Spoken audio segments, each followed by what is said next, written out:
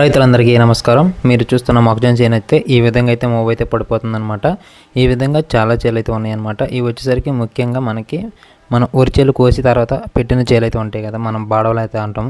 అవైతే ఈ విధంగా అయితే పడిపోతుంది. ఈ విధంగా ఎందుకు పడిపోతుందంటే మనకి మొదల చివరిలో అయితే మనకి ఒక పురుగు అనేది అయితే ఉంటుందన్నమాట. అది లోపలికి వెళ్ళి కాండాన్ని మొత్తం తోలుచుకొని తినేస్తూ ఉంటుంది.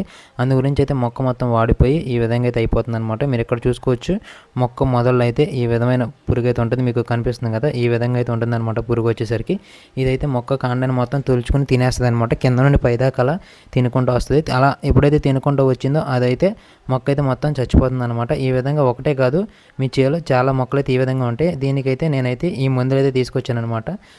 2 అయితే బలాన్ని తీసుకొచ్చాను, అలాగే ఒకటైతే పురుగు మందు అయితే తీసుకొచ్చాను అనమాట.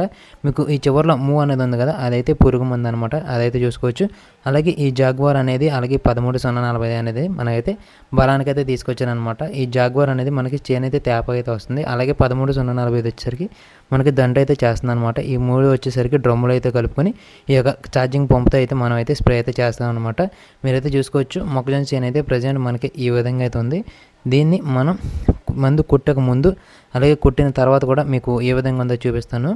ఈ వీడియోని నచ్చితే లైక్ చేయండి, అలాగే మన ఛానల్ అయితే సబ్స్క్రైబ్ చేసుకోండి.